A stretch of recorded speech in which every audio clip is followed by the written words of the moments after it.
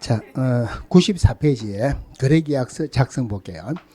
그 앞에 보면은 확인 설명서 작성하는 부분도 있는데 거래계약서하고 똑같으니까 한꺼번에 같이 보겠습니다. 자, 거래계약서 작성하는 게 자, 거래계약서하고 자, 확인 설명서.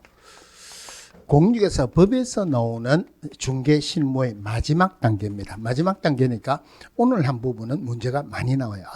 자, 첫 번째 작성하는 시기. 중개가 완성된 때 작성한다 그러죠. 중개 완성된 때.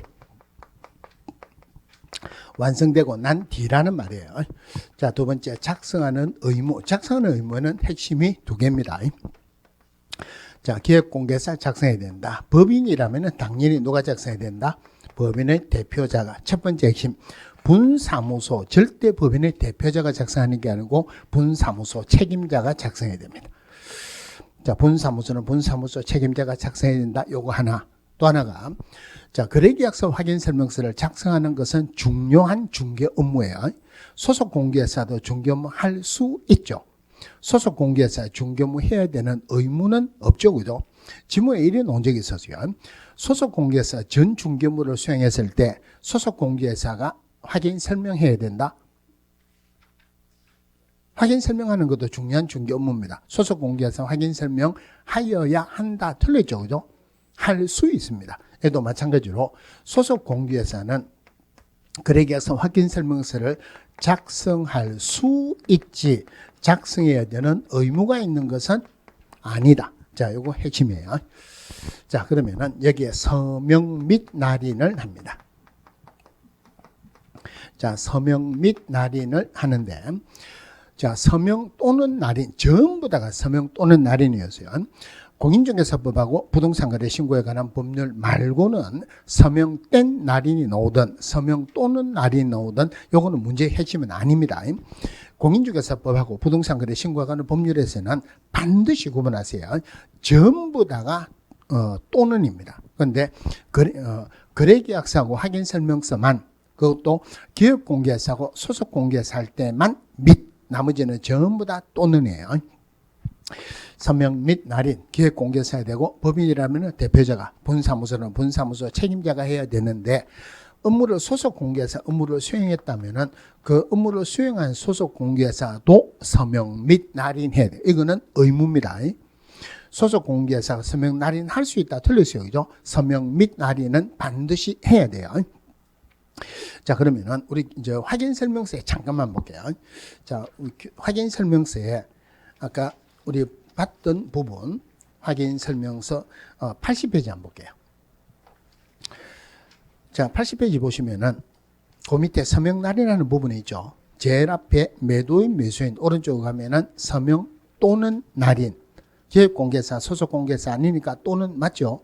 그 밑에 기획공개사 중간에 가면은 소속공개사도 있습니다. 오른쪽 가면은 서명 및 날인 제가 설명하는 거 맞죠. 그죠? 자, 그런데 한 페이지 넘어가서 자, 한 페이지 넘어가서 82페이지 제일 밑에 13번 한번 보겠습니다.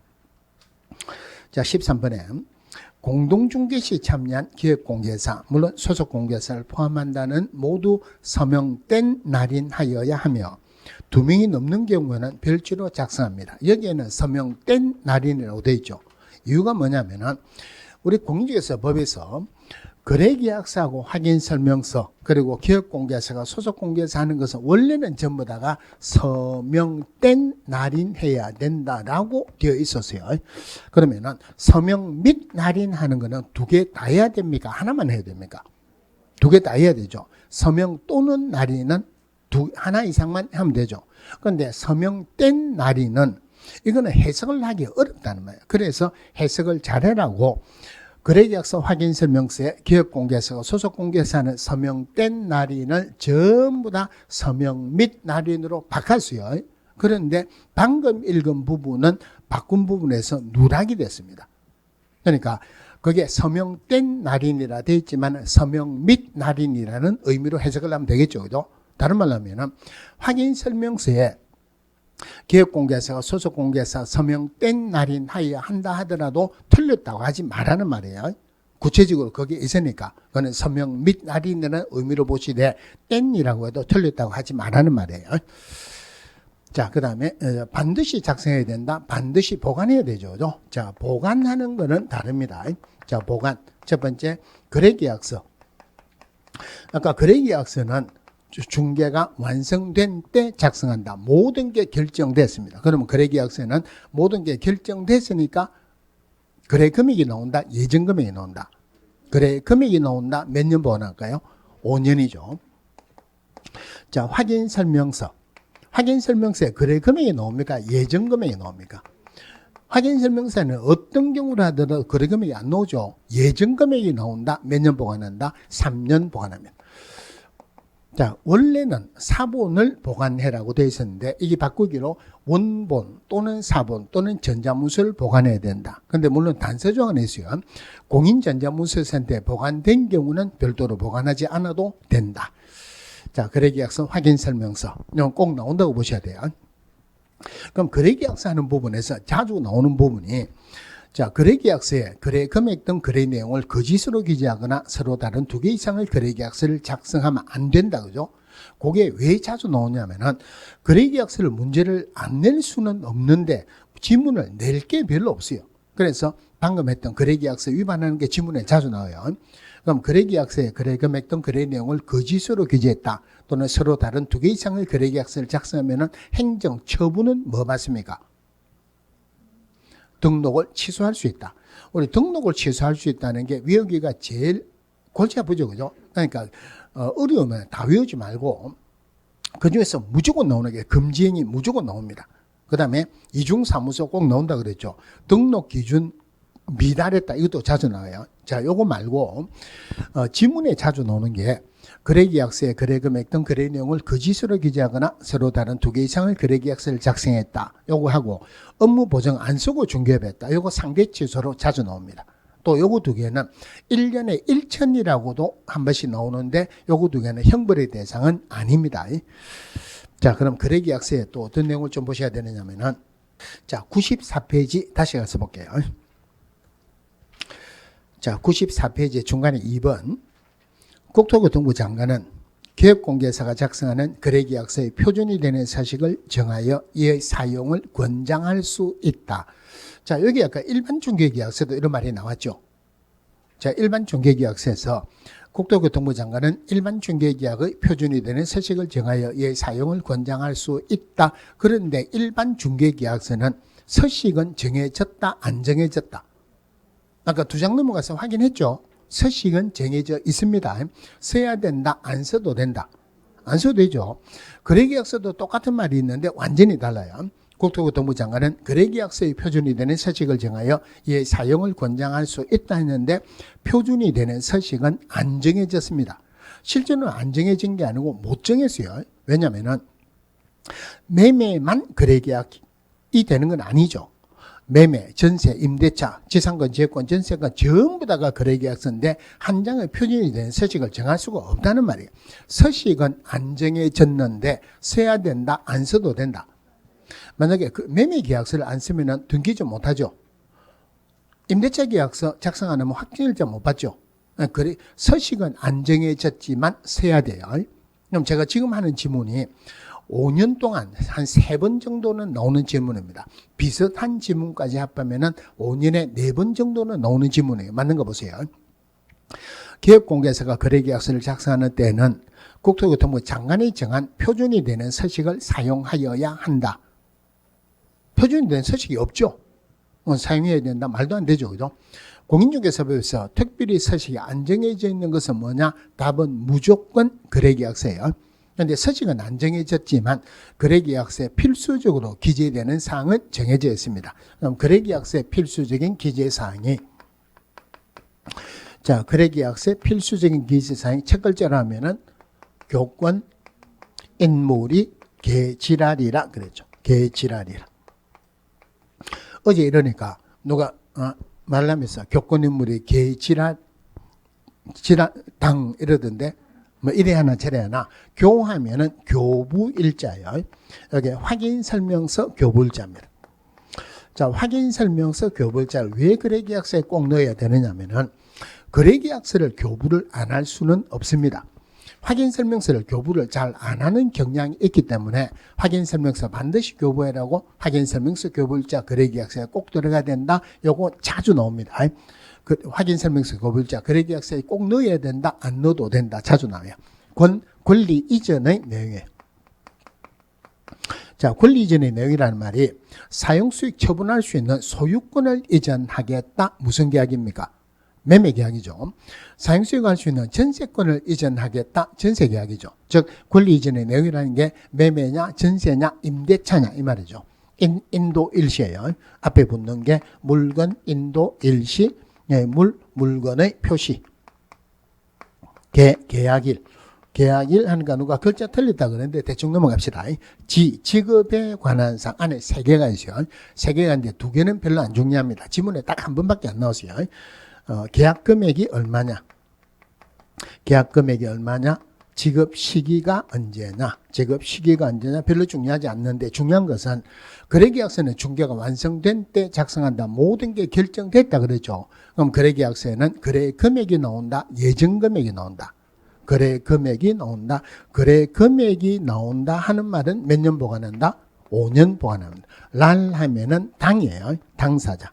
물론 이거 말고도 다른 조건이나 기한이 있다면은 조건은 기한. 이거 보셔야 돼요. 그럼 거래계약서에 필수적으로 기재된 사항이 몇 개냐 이런 식으로 박스 문제로도 자주 나옵니다. 그럼 여기에서 아무 생각 없이 교권인물이 개의질하리라 이거 적어놓고 동그라미 쳐가지고 확인하는 게 제일 빠릅니다. 그런데 나중에 실제로 여러분들이 계약서를 작성할 때 교권인물이 개의질하리라 적어놓고 이거 다 작성한다. 이거는 무리가 되겠죠. 그러면 이거 어떻게 해야 됩니까? 실제로 거래계약서 작성할 때 는 이런 것들 걱정하지 마세요. 그럼 보통의 경우에는 공유재사 협회에 가입을 합니다. 협회에 가입하면은 그 협회에서 하는 부동산 거래 정보망 이거 공짜로 쓸 수 있어요. 거기에 들어가면은 서식이 딱 나옵니다. 서식이 나오는데 적어야 되는 부분에 빈란이 있어요. 이걸 안 적거나 엉터리로 적으면 뭐가 뜹니다. 요거 똑바로 적으세요. 그거 똑바로 안 적으면 뒤에 거 못 넣어가요. 뭐 적어놓은 거 그대로 적으면 이게 다 나와요. 신고할 때는 아무런 골치 아픈 것도 없고, 그 다음에 그거 아니더라도 일반적으로 거래계약서 서식은 협회에서 나온 서식을 주로 쓰거든요. 그거 할 때 여기 적어야 되는 부분이 거기에 다 들어가 있어요. 그러니까 이게 시험용이다. 교권인물이 개지랄이라. 그런데 이게 틀리게 나올 수 있는 게 아까 공부상 이용자 및 거래규제 들어갑니까? 안 들어갑니까? 고민하지 말고 교권인물이 개지랄이라 이런 거 있다 없다? 이런 거 없죠. 공법상 이용자 및 거래규제에 관한 사항 이거 들어가는 거 아니죠. 자, 또 하나가 우리 중개보수 받은 거 영수증 우리 법에서 교부하는 의무가 있다 없다? 의무가 없죠. 그러면은 확인설명서가 영수증의 역할을 대신한다 그러죠. 확인설명서가 영수증의 역할을 대신한다는 말은 확인설명서에 중개보수가 들어갑니까? 안 들어갑니까? 들어가야 되죠. 그러면 중개보수 받았다. 나중에 뭐 내야 된다? 돈 벌면 세금 내야 되죠. 그 세금은 안 내지만 취득 시 필요한 조세의 종료 및 세율. 그럼 이 중개보수하고 취득조세는 확인설명서에 들어가죠. 확인설명서에 들어간다는 말은 확인설명하는 상에도 들어간다. 그죠? 대신에 이 중개보수하고 취득조세는 정보 공개하는 상에는 안 들어간다 그랬죠. 그게 거래계약서의 답으로 나올 가능성도 많아요. 여기에 중개보수, 취득 시 필요한 조세의 종료 및 세율 요거 들어가는 것은 아니다. 그러면은 이게 실제로 답으로 안 나왔는데 이게 어떻게 답으로 나올 가능성이 많다는 걸 제가 알겠습니까? 제가 누구한테 들은 것도 아니고 요즘은 사실은 모의고사 문제를 그렇게 많이 내지는 않았는데 작년까지만 하더라도 제가 1년에 모의고사 문제를 내는 게 아무리 작아도 10회는 냅니다. 많이 내면은 20회는 내요. 모의고사 문제를 내가지고. 그럼 그 중에서 좋은 거 뽑아가지고 여러분들 나중에 맨 끝에 9월달, 10월달에 모의고사 치죠. 그죠? 그걸 가지고 칩니다. 나머지는 또 제가 다른 용도로 쓰는 것도 있어요. 그러면은 하나 가지고 문제를 낼 때 뭐 기출 문제를 그대로 뺏기면은 아무런 문제가 없어요. 가능하면 저는 새로운 문제를 만드는데 여기서 어떤 답이 나올 수 있을 거냐, 어떤 답이 나오면은 헷갈릴 수 있느냐 고민을 많이 합니다. 많이 하다가 내린 결론이에요. 이거 말고는 다르게 틀리게 나오는 것은 별로 좋은 문제가 아니에요. 이런 것들이 틀리게 나올 수가 있다고 그죠? 그래서 틀린 답을 외우는 거는 별로 안 좋아요. 제일 좋은 것은 교권인물이 개지랄해. 이걸 외우는 게 제일 좋은데 이런 걸 공부를 하면서 미리 생각을 해놓으면은 문제가 나오면은 답을 찾기가 쉽다 이 말이에요. 자, 여기까지 해가지고 공인중개사 법령에서 나오는 중개실무가 끝이 났어요. 법령에서 나오는 중개실무가 끝이 났다. 그러면은 나머지는 기타 중개실무 이래가지고 뭐 분묘기지권 아니면은 부동산 실권리자의 명의 등기에 관한 법률, 뭐 주택임대차, 상가임대차, 경매, 매수인장 대리에 관한 대부분 규칙 이런 데서 문제가 나오는데 제가 처음에 말씀드렸다시피 주택임대차, 상가임대차 부분 민법에서 공부를 합니다. 그죠? 제가 이런 부분은 요거를 뺀다 그랬어요. 근데 2차만 하시는 분도 계시죠. 그런데 주택임대차, 상가임대차, 중개사업에서 안 하면은 2차만 하신 분들은 문제가 되죠. 이번 달이 끝나고 나면 다음 달부터 문제집 풀죠. 그죠? 문제집을 풀 때 주택임대차, 상가임대차 들어가기 전에 여러분들이 어떤 문제라도 나올 수 있으면 충분히 풀 수 있도록 설명을 드리고 할게요. 주택임대차, 상가임대차 이거는 외우는 건 아닙니다. 이해만 하시면 큰 문제가 없어요. 자, 예를 들어서 보증금을 안 주더라는 말이에요. 주택임대차 계약을 책임대 계약 기간이 끝났어요. 보증금을 안 주면은 그러면 경매 들어가겠죠. 자, 경매 들어갈 때 집 비워줘야 됩니까? 안 비워줘야 됩니까? 문제는 뭐냐면은 주택임대차, 상가임대차 법은 임대인을 위한 법이다. 임차인을 위한 법이다. 임차인을 위한 법입니다. 돈 있는 임차인입니까? 돈 없는 임차인입니까? 돈 없는 임차인이에요. 보증금을 못 받아서 보증금 받기 위해서 경매 들어갑니다. 집을 비워줘야 된다 할 것 같으면은 자기 보증금을 안 받았는데 딴 데 갈 데가 있습니까? 없습니까? 딴 데 갈 데가 없죠. 그럼 집 비워줘야 된다? 안 비워줘야 된다? 안 비워줘야 됩니다. 대신에 누군가가 경매 들어왔어요. 자기가 경매 들어갔다. 보증금을 받기 위해서는 집 비워줘야 된다? 안 비워줘도 된다? 이건 집 비워줘야 됩니다. 왜냐면은 내가 이제 임차인이 보증금을 받았죠. 그죠? 보증금을 받고 나가고 다른 데 가야 되죠. 그런데 내가 냈던 보증금은 지금 낸 게 아니고 한 2년 전에 냈죠. 이 보증금 가지고 지금 딴 데 가서 갈 수 있다 없다? 갈 수 없죠. 그러면 임차인은 뭐냐면 보증금을 받아놓고 내가 지금 나가야 되는데 갈 데가 없다. 조금만 기다려주세요. 안 나가는 거예요. 보증금 받아놓고. 경락자도 보호를 해줘야 되죠. 그러니까 경매에 들어가기 위해서는 집을 안 비워줘야 됩니다. 보증금을 받기 위해서는 집을 비워줘야 돼요. 이거 외워야 됩니까? 안 외워도 되죠. 그런 식으로 이해만 하고 갈 수 있도록 해가지고 문제를 풀 수 있도록 해드릴게요. 그런데 주택임대차, 상가임대차에서는 숫자도 굉장히 중요합니다. 옛날에는 민법에서도 임대차 하나씩 나오죠. 민법에서 나오는 문제가 훨씬 어려웠어요. 훨씬은 아니지만 요즘은 중개사법에서 나오는 문제가 훨씬 더 어렵습니다. 그런데 숫자가 중요해요. 숫자는 절대 버리면 안 돼요. 그런데 숫자도 이거 뭐 다 어떤 룰이 있어서 만드는 거니까. 그 저번에 한 말씀드렸죠. 이번에 주택임대차법 개정된 거 있었죠. 최우선 변제 받는 게 서울에서 얼마까지 최우선 변제 받을 수 있다? 그러니까 최우선 변제 받는 거는 소액보증금일 때 최우선 변제 받죠. 소액보증금 전액을 받습니까? 일정액을 받습니까? 일정액을 받는다. 그러면은 그 소액보증금이 얼마일 때 얼마까지만 받느냐. 이거 숫자 꼭 외워야 됩니다. 근데 너무 골치아프게 생각하지 마세요. 서울에서 5천만 원 최우선 반제 받을 수 있다. 이것만 보세요. 그러면 소액보증금이 얼마일 때? 그러니까 요 숫자를 만드는 원 취지가 요 숫자에서 3분의 1로 한 거예요. 3분의 1로 해가지고 100만 단위로 반올림이 아니고 100만 단위로 올림입니다. 그러면은 5천만 되려면 이거 얼마예요? 1억 5천. 이거 외워야 됩니까? 안 외워야 됩니까? 여러 가지 넘어가면 돼요. 그러니까 크게 너무 신경 쓰지 말고 대신에 모의고사 나오면 어떻게 해야 돼요? 상식적으로 풀어보세요. 그러니까 모의고사 나와서 주택임대차 상감임대차 2개 틀렸다. 본고사에는 지금보다는 2개 더 올라간다. 이렇게 생각하시면 됩니다. 모의고사 100점 받는다고 합격하는 건 아니죠. 너무 걱정 안 하셔도 돼요. 자, 오늘은 여기까지 합니다. 뭐 남았습니까? 여기까지 합니다. 거기 전부 다 어근이 미소가 확 띄네요. 복습 남았죠. 자, 오늘 제일 처음에 포상금 했어요. 자, 포상금은 부동산 거래 신고 제도에서는 과태료 대상이 돼야 되죠. 자, 과태료에서 제일 위반한 거 큰 거 3천만 원 이하 중에서 첫 번째가 계약 체결 안 됐는데도 불구하고 거짓으로 신고했다. 계약 해제가 안 됐는데도 불구하고 거짓으로 신고했다. 그 다음에 3천만 원 이하의 과태료 하나 더 있어요.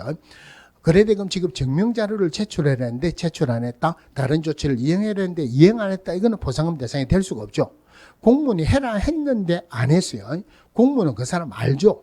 아는데 이 사람 신고했다. 포상금 줄 수가 없죠. 그러니까 거래대금 지급 증명자료를 제출해야 하는데 제출 안 했다. 이거는 포상금에 빠지고 뭐가 들어갔냐면 신고 의무자든 아니든 거짓으로 신고한 것 중에서 제일 큰 것 거래 금액을 거짓으로 신고했다. 그 다음에 지금 올해 추가로 들어간 거 임대차 신고 안 했다. 거짓으로 신고했다. 자, 요게 포상금 대상이 돼요. 이 포상금은 전부 다 과태료죠. 과태료의 몇 퍼센트? 20%입니다. 그런데 최고가 1,000만 원이죠. 그럼 이 포상금은 신고는 고발했다고 해서 무조건 지급하는 게 아니고 과태료 부과해야지 포상금 지급합니다. 그러면 외국인 통내기 위해서는 포상금 제도가 없다 그랬죠.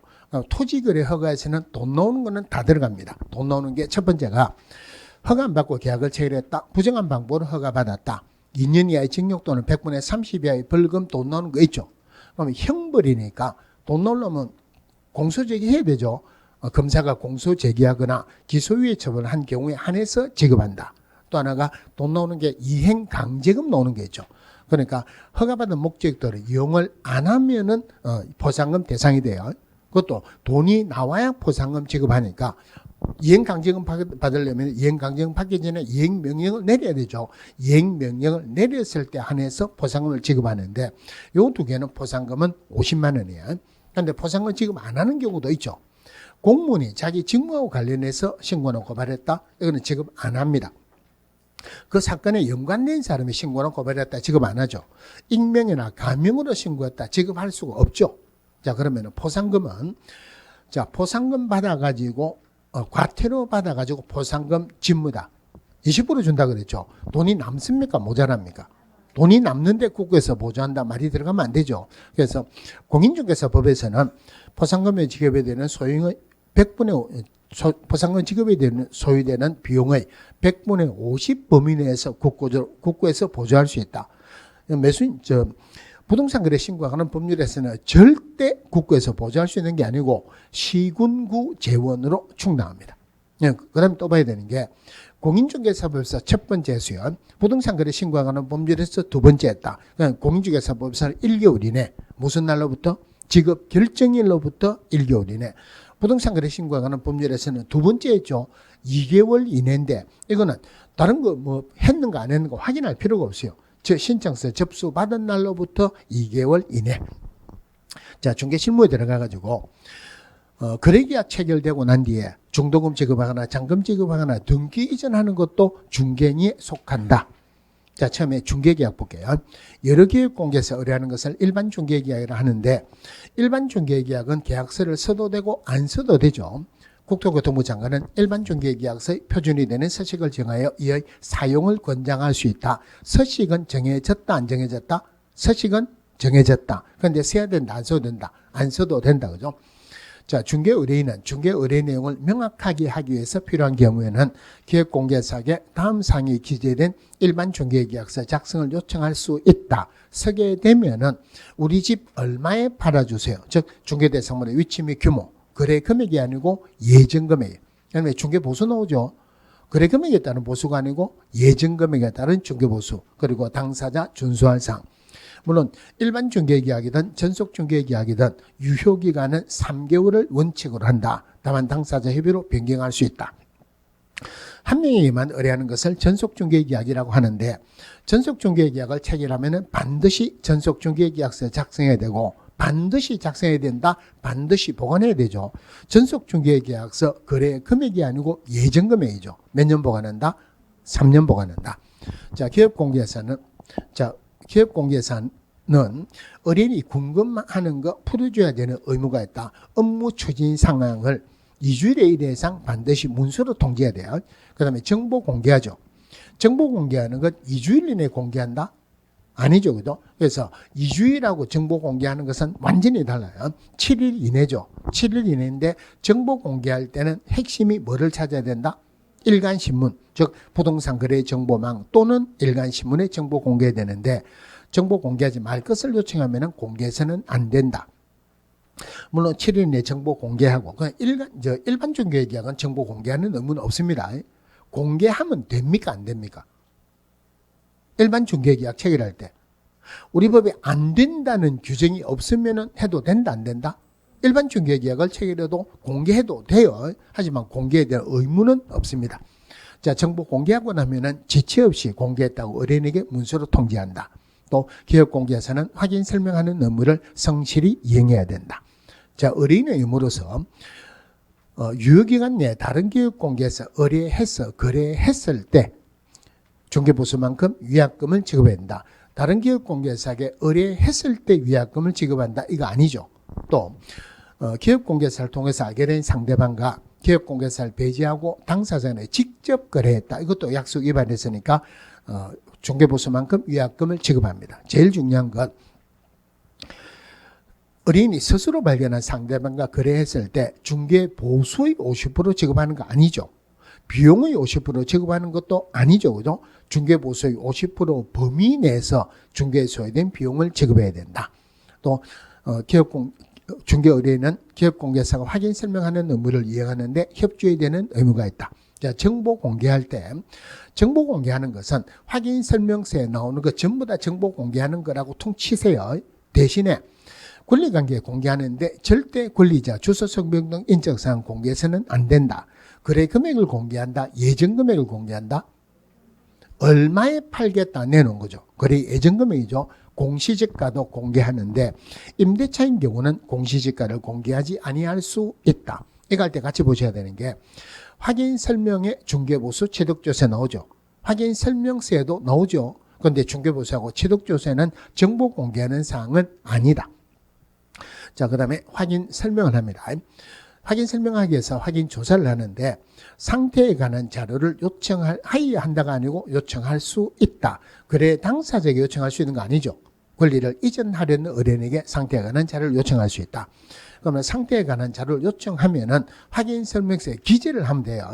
그런데 상태에 관한 자료 요청했는데 불응했을 때 이럴 때는 권리를 취득하는 의뢰인에게 설명도 하고 확인 설명서에 기재도 해야 된다. 자, 중개 의뢰 받았을 때 설명한다? 아니죠. 그죠? 중개 의뢰 받았을 때 꼭 중개를 해야 되는 의무가 없어요. 중개 의뢰 받았을 때 확인 설명하고 오케이 하면은 거래 계약이 체결되죠. 거래 계약이 체결된다는 말이 중개가 완성된 거죠. 확인 설명하고 오케이 하고 하면은 중개가 완성된다. 결론적으로 확인 설명은 중개가 완성되기 전에 한다. 중개가 완성된 때 한다. 중개가 완성되기 전에 거래 당사자에게 하는 거 아니죠. 권리를 취득하려는 의뢰인에게 그냥 구두로 하는 거 아니죠. 성실 정확하게 확인 설명하고 설명의 근거 자료를 제시해야 된다. 기업공개사가 이거 위반하면은 업무정지에서 500만 원의 과태료 받겠고 소속 공개사 위반하면 자격 정지입니다. 중개가 완성된 때 거래계약서 작성하고 거래계약서 작성하는 때 확인설명서 작성해야 된다. 의뢰인이 요청하는 경우라 하더라도 거래계약서 확인설명서를 중개가 완성되기 전에는 작성할 수 없다. 자, 확인설명서 한번 볼게요. 자, 확인설명서 1만 볼게요. 자, 기본적으로 기본 확인사항이죠. 기본 확인사항 1번의 중개대상물의 표시. 토지는 토지 대장을 보고 건축물은 건축물 대장을 보고 적는다. 하지만 건축물의 방향은 건축물 대장이 안 나오죠. 이거는 직접 가야 돼요. 주택은 거실이나 안방 등 주실을 기준으로 그 밖의 건축물은 출입 출입구 방향을 기준으로 한다. 그 다음에 내진 설계 여부, 내진 능력, 이것도 건축물 대장을 보고 적습니다. 위반 건축물 인지도, 건축물 대장을 보고 적는다. 자, 두 번, 요거 1, 2, 3, 4 다 나옵니다. 두 번째가 권리관계. 한마디로 등기부 기재상 요거 1, 2, 3, 4 다 나와요. 등기부 기재상은 등기부를 보고 적으면 되겠죠. 임대주택 등록 여부 요거는 확인 설명서 1뿐만이 아니고 2도 같이 나옵니다.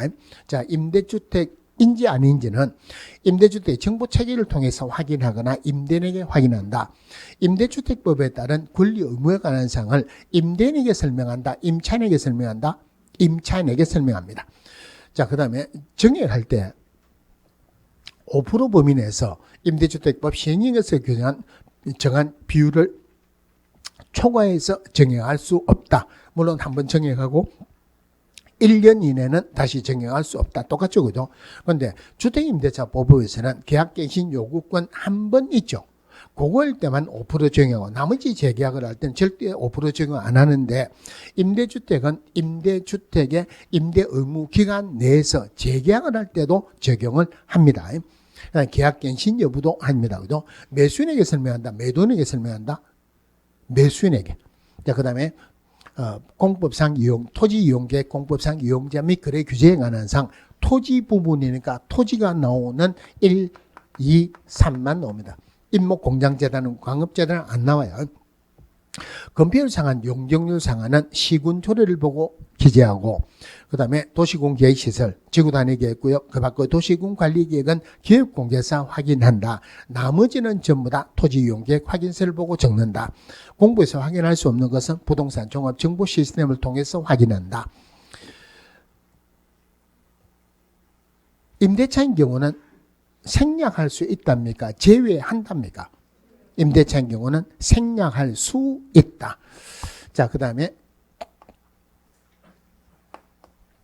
입지 조건이죠. 자, 입지 조건에 들어가는 게 도로와의 관계, 대중교통, 주차장, 교육시설, 판매 및 의료시설, 도시군 계획시설은 공법에서 배우니까 공법상 유용자 및 거래 규제에 들어가지 입지 조건에 들어가는 것 아니다. 그죠? 그럼 이 부분은 1에는 다 들어가고 2, 3에 빠지는 게 교육시설, 판매 및 의료시설 다 빠지고 3, 토지 부분에는 주차장도 빠진다.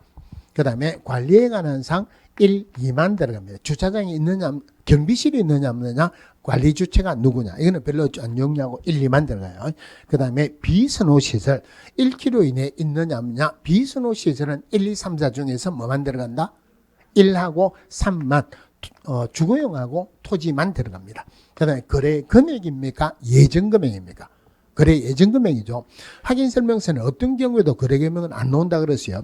이 거래 예정 금액은 중개가 완성되기 전 거래 예정 금액을 적고 공시지가, 건물 공시가격도 중개가 완성되기 전 공시지가, 건물 공시가격을 적어라. 그런데 임대차인 경우에는 공시지가, 건물 공시가격을 생략할 수 있다. 그 다음에 취득조세가 나온다. 아니면은 이전 조세가 나온다. 취득하는 어른에게 설명을 하니까 취득조세죠. 절대 이전 조세 아니에요. 취득 시 필요한 조세의 종류 및 세율. 이것도 마찬가지로 중개가 완성되기 전 지방세법 내용을 확인해서 적어라. 취득세, 노원저특별세, 지방교육세 있는데 그중에서 노원저특별세는 실제로는 지방세가 아니고 국세죠. 그죠? 물론 재산세는 6월 1일 현재 보유하고 있는 사람이 부담한다. 임대차일 때는 취득조세가 나올 수가 없죠. 나올 수가 없는데 생략할 수 있다. 말이 안 되죠. 그래서 취득조세는 임대차인 경우는 제외한다. 거래 예정금액하고 취득조세가 안 나오는 게 없죠. 요거는 1, 2, 3, 4 다 나옵니다. 그 다음에 세부 확인사항에서 실제 권리 관계 또는 공시되지 아니한 물건의 권리에 관한 사항 1, 2, 3, 4 다 나와요. 한마디로 등기 안 되는 권리가 들어가죠. 유치권, 법정지상권, 유치권, 주택임대차 보호에 따른 임대차, 그 다음에 토지에 부착된 조각물 정원수, 계약 체결 전 소유권 변동상, 요거 적는데 중요한 것은 다른 거는 별로 중요한 건 없고 건재당이 설정된 경우에는 피담보 채무액을 적어야 된다. 절대 피담보 채무액이 아니고 채권 최고액을 적습니다.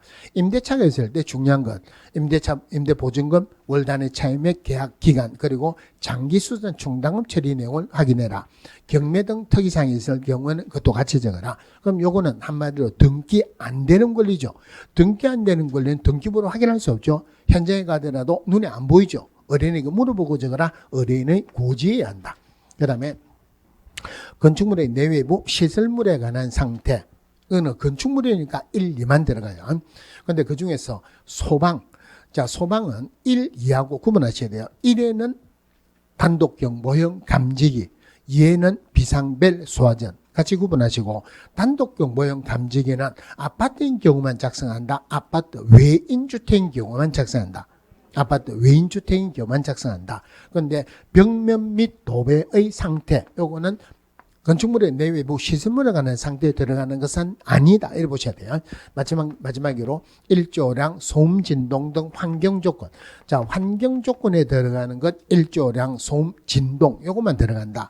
그런데 환경 조건은 오로지 확인 설명서 1에만 들어간다. 그럼 요거 세 개는 한마디로 집안에 있는 거니까 직접 확인하기가 곤란하죠.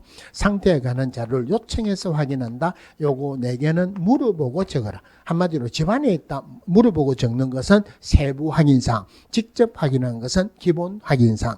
중개 보수 들어가죠. 자, 중개 보수는 어제 제가 질문했어요. 이거 적기 전에 질문하겠습니다 이러면서 중개 보수가 기본 확인사항이냐 세부 확인사항이냐 이러니까 누구는 기본사항 누구는 세부 확인사항 이러는데 중개 보수는 별도로 했어요. 기본 확인사항 세부 확인사항이 들어가는 거 아니죠.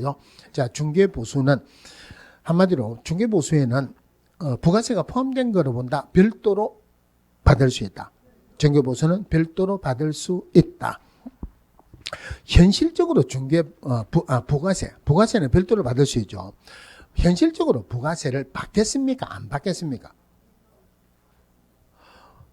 그 간이가세자하고 일반가세자 구분되죠, 그죠? 여러분들 가면은 간이가세자 할 겁니까? 일반가세자 할 겁니까? 이게 무슨 말이냐면은 연간 매출액이 여기서 말하는 매출액은 보수를 받는 거예요. 연간 매출액이 이게 작년까지만 하더라도 4,800만 원까지가 간이가세자예요. 넘으면 일반가세자예요. 올해부터는 8천만 원으로 바뀌었어요. 그럼 지금 일반가세자로 한다는 말은 적어도 1년에 수입이 얼마 이상은 된다는 말입니까? 8천만 원 된다 이 말이죠. 여러분들 중개사무소 차려 놓자마자 1년에 8천만 원 벌겠다는 것은 조금 무리가 있을 수 있죠. 간이가세자를 하세요. 그럼 언제 일반가세자로 바꾸느냐? 간이가세자를 하다가 8천만 넘으면 자동적으로 일반가세자로 바뀝니다. 그럼 간이가세자 하면은 부가세 안 내는 건 아니에요. 3% 정도 들어갑니다. 그 3% 일반적으로 받습니까? 안 받습니까? 안 받습니다. 그래도 시험에서는 이 부가세는 별도로 받을 수 있다. 포함된 거 아닙니다. 별도로 받을 수 있다. 자, 그 다음에 그럼 등록을 먼저 중개업 등록을 먼저 해야 됩니까? 사업자 등록 신청을 먼저 해야 됩니까? 우리 중개업할 때 사업자 등록 신청해야 된다, 안 해야 된다? 사업자 등록 신청을 안 하면은 우리 공부한 것 중에서 무슨 문제가 생겨요? 우리 주택임대차 보호법에서는 대항력을 갖추려면 물건 인도받고 주민등록해야 되죠. 상가임대차 보호법에서는 사업자 등록하고 물건 인도받아야 되죠. 그렇죠. 사업자 등록 안 하면은 대항력이 안 생깁니다. 대항력이 안 생기죠. 그런 거 확정일자를 안 받으면은 우선 변적은 안 생기죠. 사업자 등록 하는 게 좋죠. 그죠? 사업자 등록을 먼저 하는 게 좋습니까? 아니면은 중개업 등록을 먼저 하는 게 좋습니까?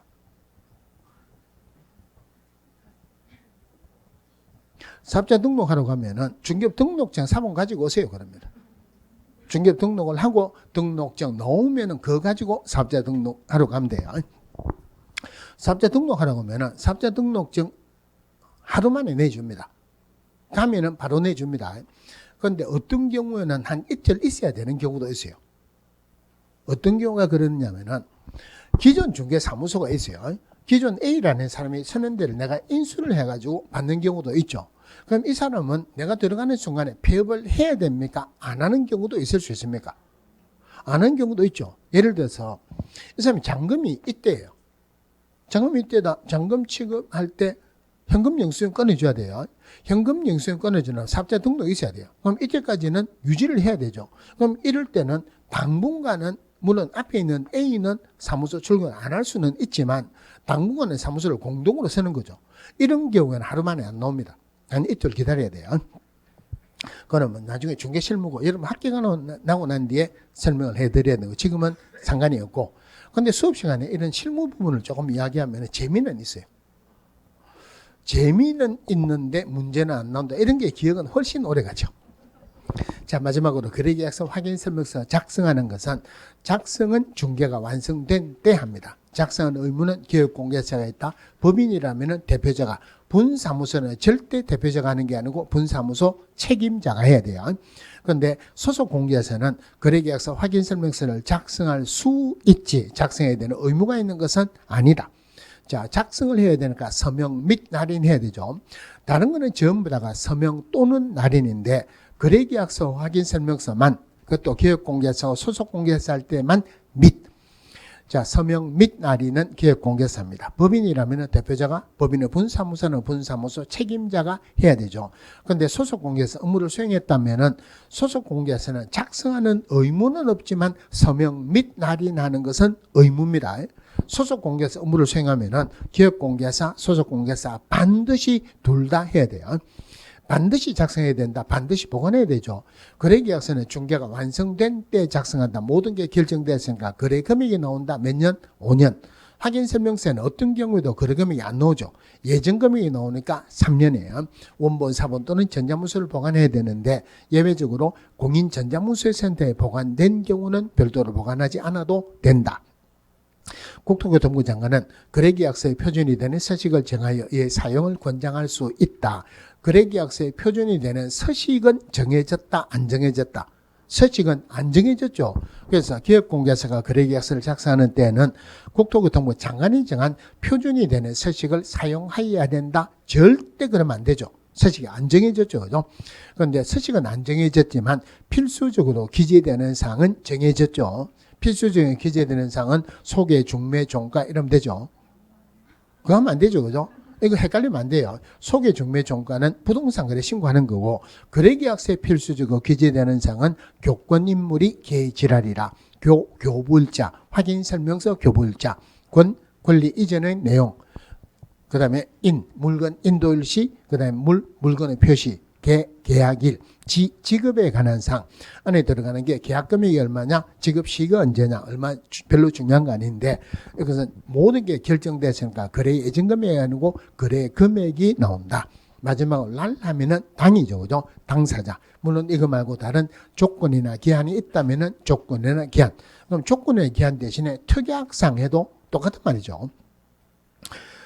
물론 교권인물이 개지랄이라 이런 거 없다 그랬죠. 공법상 이용자 및 거래규제. 그럼 공법상 이용자 및 거래규제는 거래계약서에 들어가는 거 아니죠. 그 다음에 부동산 거래 신고할 때 들어간다, 안 들어간다? 안 들어가죠. 그 다음에 일반 중개계약서에 들어간다, 안 들어간다? 안 들어갑니다. 아까 금표를 상한 용적률 상한 확인설명서에 있었죠. 공법상 이용자 및 거래규제죠. 확인설명서에 있다는 말은 정보 공개하는 것도 들어갑니다. 대신에 확인설명서에 있지만 정보 공개하는 것 아닌 것 두 개 있죠. 중개보수, 취득조세. 이거는 거래계약서에도 중개보수, 취득조세가 들어가는 것은 아니다. 자, 오늘은 여기까지 하겠습니다. 수고했습니다.